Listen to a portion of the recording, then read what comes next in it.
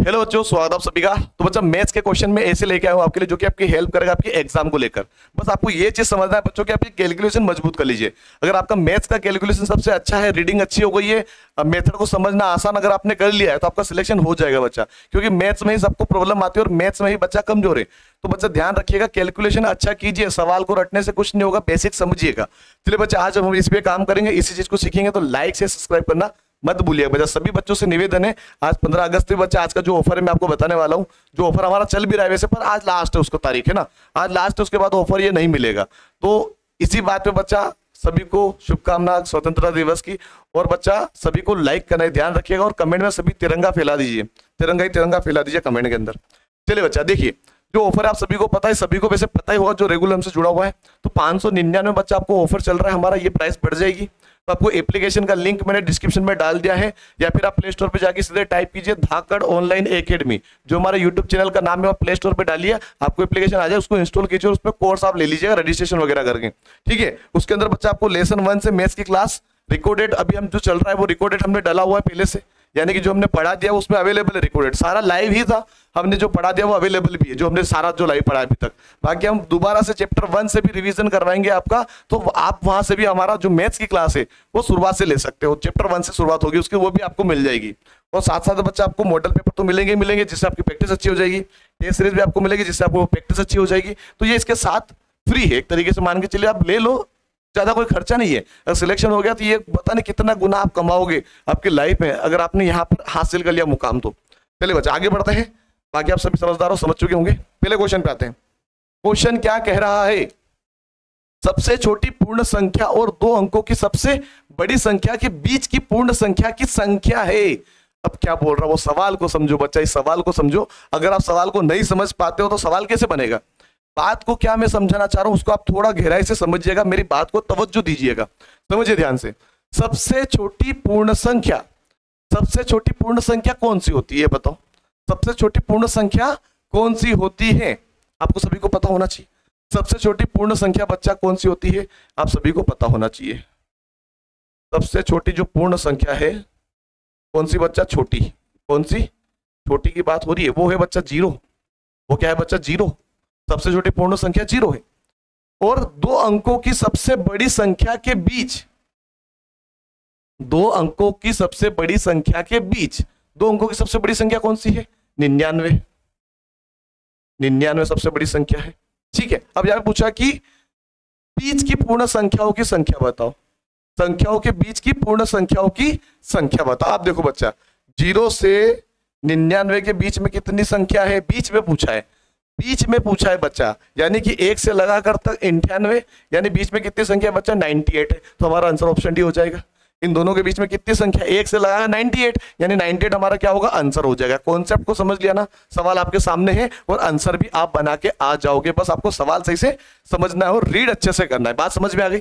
चलिए आगे बढ़ते हैं, अगले क्वेश्चन पे आते हैं। सवाल क्या कह रहा है? 3 का गुणा 10,000 में, प्लस 7 का गुणा 1,000 में, प्लस 9 का गुणा 100 में, प्लस 0 का गुणा 10 में, प्लस 4 का मान बताना है। तो देखो बच्चा, 3 का गुणा अगर हम 1000 में करते हैं, 10,000 में कितना हो जाएगा?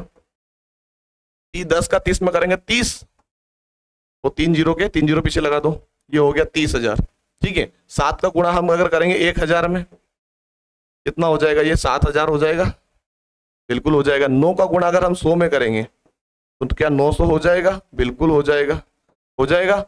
0 का गुणा 10 में करेंगे तो 0 ही रहेगा, छोड़ दो इसको, कोई मतलब नहीं है। वो 4 का 4 लिख दो यहाँ पे सीधे। जिन सबको क्या करना बोला उसने, प्लस लगा रखा तो जोड़ देना सभी को, है ना। तो 0 0 0 4 आ जाएगा पीछे, बिल्कुल आ जाएगा।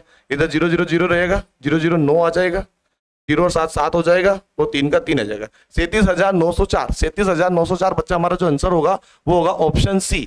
ऑप्शन सी बच्चा हमारा क्या हो जाएगा? सटीक एंड 100% श्योरिटी के साथ इसको लगा के आना है। और ऐसे सवालों में ये चीज को ध्यान में रखना है बस, यहाँ पे 2 प्लस के बीच में 0 का गुणा 10 के साथ हो रहा है, यानी कि 0 ही होगा।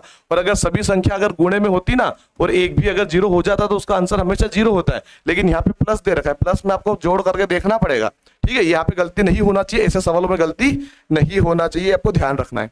चलिए बच्चा अगला सवाल समझिए। यदि 7 अंकों की सबसे बड़ी संख्या में 1 जोड़ा जाता है तो यह किसके बराबर होगा? 10,000 के, 10 लाख के, 1 लाख के या 1 करोड़ के? उसने पूछा 7 अंकों की सबसे बड़ी संख्या। अब 7 अंकों की सबसे बड़ी संख्या कौन सी होगी? 9 सबसे बड़ी संख्या है, 9 को 7 बार लिख दो, 4 5 6 और ये 7 है ना, 1 2 3 4 5 6 7 लिख दिया 7 बार। इसमें कितना जोड़ना है, 1 जोड़ना है। एक ही जोड़ने की बात करी उसने, कितना जोड़ना है, 1 जोड़ा जाए तो जोड़ दो। 9 और 1 10 के शून्य, हासिल आया 1, 9 और 1 10 के शून्य, हासिल आया 1, 9 और 10 के शून्य, हासिल आया 1, 9 और 1 10 के शून्य, हासिल आया 1, 9 और 1 10 के शून्य, हासिल आया 1, 9 और 1 10 के शून्य, हासिल आया 1, 9 और 1 10।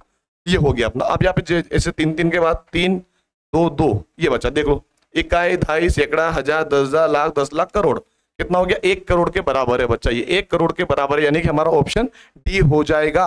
ऑप्शन क्या हो जाएगा, डी हो जाएगा बच्चा इसका। बात समझ में आ रही है? कॉन्सेप्ट, रीडिंग, मेथड सीखोगे, सवाल बनना शुरू, ध्यान रखिएगा। चलिए आगे बढ़ते हैं, आगे बढ़ते बच्चा। सवाल क्या कह रहा है, एक लोग बोट है जो 4 किलोमीटर प्रति घंटे की रफ्तार से यात्रा कर सकती है, यानी एक बोट है ना, वहां पे क्या करते हैं, उसकी स्पीड है 4 किलोमीटर प्रति घंटे की, उसकी स्पीड है, रफ्तार है, ठीक है। फिर वो बोल रहा है कि यदि एक लोग बोट को 142 किलोमीटर की यात्रा करनी हो, 142 किलोमीटर की यात्रा करनी, तो उसे कितना समय लगेगा। तो भाई साहब 2 चीजें पकड़ लो यहां से। एक चीज हमने पकड़ी है भाई साहब, ये जो है 4 किलोमीटर प्रति घंटे की उसकी रफ्तार है, मतलब वो 1 घंटे में उसकी स्पीड क्या है, 4 किलोमीटर पर आवर है ना। 1 घंटे में उसकी 4 किलोमीटर प्रति घंटा की स्पीड है। अब उसको जो कितना जाना, 102 किलोमीटर की दूरी तय करनी है, 102 किलोमीटर की। क्या मैं 102 में 4 का भाग दे सकता हूं? समझना बच्चों ध्यान से, क्योंकि हर 4 किलोमीटर में 1 घंटा है, तो ध्यान से समझना। 4 दूनी 8, घटाया 2 बचा, ऊपर से उतारा 2, 4 पंजे 20, ठीक है, नीचे 2 बचा, यानी 25 घंटे तो पूरे लगेंगे ही लगेंगे, 25 घंटे तो पूरे लगेंगे सभी ऑप्शन में 25 25 है। अब पीछे क्या बचा बच्चों, नीचे 2 बचा है। अब 25 घंटे तो पूरे बचे, यानी कि एक, अब यहाँ पे 4 का हम भाग करें, नीचे 2 बचा, तो 2 के बटे में 4 का भाग अगर हम फिर देंगे तो 1/2 हो जाएगा। 1/2 का मतलब क्या होता है, आधा। आधा यानी कि 1 घंटे का आधा, यानी कि 30 मिनट। 60 मिनट होते 1 घंटे में, तो आधे में कितना हो जाएगा, 30 मिनट हो जाएगा। तो हमारा आंसर होगा ऑप्शन है। वो कितने घंटे में उसका समय लगेगा, उसको 25 घंटे 30 मिनट उसको टोटल समय लगेगा 102 किलोमीटर की दूरी तय करने में। चलिए बच्चे आगे बढ़ते हैं, अगले क्वेश्चन पे आते हैं। अगले समझिए बच्चे ध्यान से, एक महिला टाइपिस्ट की गति 43 शब्द प्रति मिनट है, वह 5 घंटे 15 मिनट में कितने शब्द टाइप कर सकती बच्चा। तो ये बच्चा, ये आपके लिए होमवर्क है, ये बच्चा आपके लिए होमवर्क है। अब पहले इसको मैं थोड़ा सा आपको समझा देता हूं। आपको ये पता है कि 5 घंटे और 15 मिनट की यहाँ पे बात हो रही है, और उसकी जो स्पीड है बच्चा, उसकी जो गति है वो कितनी है, 1 मिनट में वो उसकी 43 शब्द लिख सकती है। तो आपको पहले इसको पूरे को मिनट में चेंज करना है, ठीक है। आपको पता है 5 घंटे को आप मिनट में चेंज कर सकते हो, 1 घंटे में 60 मिनट होते हैं, तो 5 घंटे में कितने हो जाएंगे, वो 15 मिनट और जोड़ दो, उसमें टोटल मिनट निकल गए, इसका और इसका क्या करो, गुणा कर दो, समझ में आ जाएगा। ठीक है बच्चा, चलिए आगे बढ़ते हैं, बच्चा। अगला क्वेश्चन, क्वेश्चन नंबर 6। एक दुकानदार एक वस्तु को 360 रुपए में खरीदता है, 360 रुपए में खरीदता है, और इसे 270 रुपए में बेचता है, 270 रुपए में बेचता है। उसका लाभ या हानि क्या कीजिए। अब देखो बच्चा, अगर आप कोई चीज खरीद के लाते हो, आपने खरीदी उसको 360 में, तो आपने कितने में खरीदी, उसको 360 में खरीदी, और आप उसको बेचने चले गए। खरीदना मतलब होता है एससीपी, और एसपी होता है बच्चों बेचना। सेलिंग प्राइस कितनी होगी, 270, यानी कि आपने क्रय किया 360 में, बेचा यानी कि विक्रय किया आपने 270 में। तो सामने दिख रहा मुझे नुकसान तो हुआ है, कितना क्या है माइनस करके देख लो। यानी जो चीज मैं खरीद के लाया था वो 360 रुपए की थी, बड़ा नंबर है तो ऊपर लिख दो, जो बेचा वो छोटा नंबर है उसको नीचे लिख दो, माइनस करके देख लो। सिंपल तरीके से हमको हानि तो हो रही है, भाई कितनी हो रही है वो हमको घटा के पता चल जाएगा। 0 में से 0 गया तो 0, इसको मानेंगे तो ये बन जाएगा 16, 16 में तो 7 जाएगा बच्चा, तो 9 बचेगा, और यहाँ पे कुछ भी नहीं, 90 बच्चे इसका क्या रहेगा, आंसर रहेगा 90। ऑप्शन डी हमारा क्या रहेगा, सही उत्तर इसका हो जाएगा। बात समझ में आ रही है, सही उत्तर इसका क्या होगा, 90 इसका आंसर हो जाएगा। ठीक है बच्चा, ये लाभ और हानि बच्चा ध्यान रखिएगा। प्रतिशत वाले सवाल आपको नहीं पढ़ना है, घर पे किसी भी सवाल को नहीं करना है, ना तो परसेंटेज वाले करने हैं, ना तो लाभ और हानि वाले चैप्टर में प्रतिशत वाले करने, छुटवा दो, नहीं पढ़ना है, वो नहीं आएंगे एग्जाम में, ध्यान रख लो सभी बच्चे। चलिए बच्चा, अगला सवाल, सबसे छोटी अभाज्य संख्या कौन सी है, ये तो आप बता सकते हो। सॉरी बच्चा, चलिए देखो, सबसे छोटी अभाज्य संख्या कौन सी हो सकती है। देखो अभाज्य संख्या ना तो 1 है ना तो 0 है, ना तो ये अभाज्य संख्या है ना तो भाज्य संख्या। 0 ना तो अभाज्य में आता है ना तो भाज्य में आता है, और 1 भी ना तो भाज्य में आता है ना तो अभाज्य में आता है, ये दोनों तो नहीं आती है ना। 0 क्या है, एक पूर्ण संख्या है, क्या है, एक पूर्ण संख्या है। 1 क्या है, ये विषम संख्या है, या फिर प्राकृतिक संख्या भी इसको बोल सकते हो। अब 2 जो है बच्चा, ये एक सम संख्या भी है, 2 जो है बच्चा ये क्या है, एक सम संख्या भी है। सबसे छोटी सम संख्या 2 है, और सबसे छोटी अभाज्य संख्या भी क्या है बच्चा, 2 ही है। है ना, इसलिए हमारा आंसर तो ऑप्शन सी हो जाएगा, सबसे छोटी अभाज्य संख्या ये हो जाएगी। वो 3 जो है बच्चा ये भी अभाज्य संख्या है, ये भी अभाज्य संख्या है, लेकिन ये विषम संख्या, ये क्या है, विषम संख्या है। लेकिन आपको ये माइंड में रखना कि अगर ये सवाल ये पूछता सबसे छोटी विषम अभाज्य संख्या बताओ, विषम अभाज्य संख्या बताओ, तो ये होती, क्योंकि 2 सबसे छोटी अभाज्य संख्या है लेकिन वो सम थी। हमको अगर विषम पूछेगा तो ये लगाना है। समझ रहे बच्चे, सभी समझ रहे हो, बात समझ में आ गई। हमारा आंसर होगा ऑप्शन सी इस क्वेश्चन के हिसाब से। ठीक है, चलिए आगे बढ़ते हैं। अगला सवाल बच्चा, निम्न में से 11 से भाज्य संख्या है। ये बच्चा अपना लास्ट क्वेश्चन है आज का, है ना, ध्यान रखिएगा। निम्न में से 11 से भाज्य संख्या है। अब बच्चों ध्यान से देखो, 11 का नियम समझ लो सबसे पहले तो। 11 का जो नियम होता है बच्चा, वो आपको समझना पड़ेगा ऑप्शन को लेकर।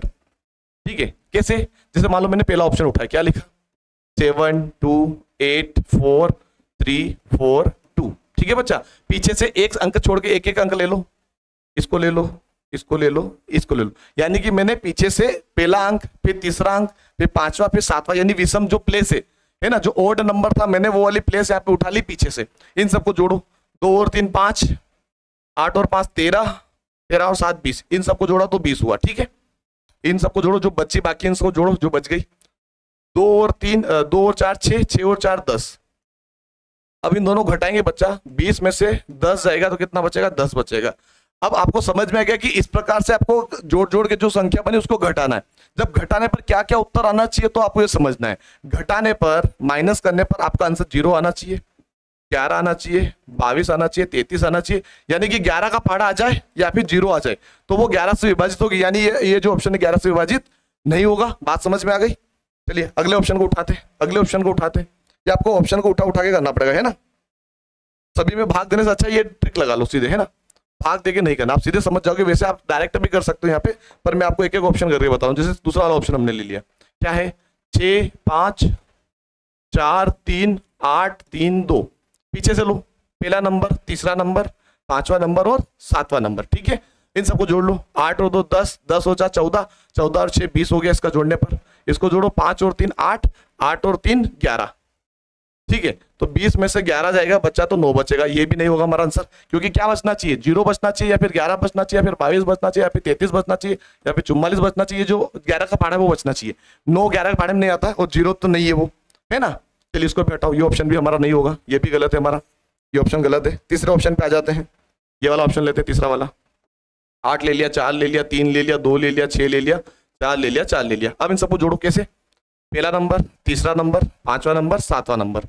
ठीक है, अगर नोवा होता तो नोवा लेते, विषम संख्या लेनी है ना, नीचे से, पीछे से विषम संख्या और पीछे से सम संख्या, है ना। पहले विषम संख्या को जोड़ लो, 4 और 6 10, 10 और 3 13, 13 और 8 21, कितना हुआ, 21 हुआ। अब इनको जोड़ लो, 8 और 2 6, 4 और 2 6, 6 और 4 10। देखो बच्चा, अब 21 में से 10 जाएगा बच्चा, कितना बचेगा, 11 बचेगा। यानी यही हमारा क्या होगा, आंसर होगा, क्योंकि 11 बच रहा है। मैंने क्या बोला, 0 बचना चाहिए, फिर 11 का पहाड़ा बचना चाहिए, तो बिल्कुल बच रहा है यहाँ पे, है ना। ये हो गया। अब इसको भी एक बार चेक कर लो, पता चल जाए, कंफर्म हो जाएगा अपना, कंफर्म हो जाएगा बच्चा। ठीक है, कंफर्म हो जाएगा। अब इसमें 11 नहीं बचना चाहिए, 0 भी नहीं बचना चाहिए लास्ट वाले ऑप्शन में, क्योंकि हमारा आंसर ये वाला पकड़ा गया है। तीसरा वाला आंसर हमारा बिल्कुल श्योरिटी के साथ हमको पता चल गया भाई हमारा आंसर है वो। फिर भी इसको कंफर्म करने के लिए इसको चेक कर लो कि जो हमारा रूल है वो काम कर रहा है कि नहीं कर रहा है। बिल्कुल कर रहा होगा। देखो बच्चा, 5 बार 9 है ना बीच में, देखो 5 बार 9 है, लिख दिए, 5 5 और 8, जोड़ लो इनको। देखो विषम संख्या मतलब पहले नंबर वाला, तीसरे नंबर वाला, 5वें वाला और ये 7वें वाला। ठीक है, इसको यहाँ पे नहीं ले सकते, इनको जोड़ लो। 9 और 9 18, 18 और 5 23, 23 और 8 हो जाएगा बच्चा, कितना हो जाएगा, 31। 31 ही होगा, एक बार जोड़ ले फिर से, 5 और 4 9, 5 और 9 14, 14 और 9 23, 23 और 8 31, बिल्कुल बच्चा। अब यहाँ पे जोड़ लो इनको, 5 को 4 को यहाँ पे, ये 9 का 9 9 दूनी 18, 9 27, 27 और 5 कितना होता है, 27 और 5 32 होता है। अब इनको आपस में घटाएंगे 32 और 31 को, तो 1 बचेगा। कितना, 1 बच रहा है। ये नियम नहीं है, नियम नहीं लग रहा अपना, यानी हमारा आंसर कंफर्म हो गया कि सी ही है। नियम कौन सा लगाना है, जो विषम संख्या है, पीछे से विषम संख्या और पीछे से सम संख्या, आपस में जो जोड़ने के बाद जो उनका आंसर जो आता है, विषम संख्याओं को जोड़ लो, सम संख्याओं को जोड़ लो, उनका जो आंसर आएगा वो 0 होना चाहिए, या फिर 11 22 33 44 55 66 11 का पहाड़ा होना चाहिए, वो हमारा आंसर हो जाता है। ठीक है बच्चा, आई होप आपको बात समझ में आ गई होगी, आपको वीडियो अच्छा लगा होगा तो लाइक शेयर सब्सक्राइब करना मत भूलिएगा। और बच्चा अगर आप ऑफर को लेना चाहते हो तो ले लीजिए, आज का रात की 12 बजे तक का ये बच्चा ऑफर चल रहा है। ठीक है। आपको मैथ्स की क्लास स्टार्टिंग से मिल जाएगी आने वाले समय में। अभी तो जहां से चल रहा है वहां से आपको कंटिन्यू करना पड़ेगा। बाकी सब कुछ आपको रिकॉर्डेड तो अवेलेबल है, पूरा का पूरा जो हम पहले पढ़ा चुके हैं वो सारा अवेलेबल है, वो आप रिवीजन में ले भी सकते हो। ठीक है बच्चा, आई होप आपको वीडियो पसंद आया होगा तो लाइक से सब्सक्राइब करना मत भूलिएगा। बहुत बहुत धन्यवाद, शुक्रिया।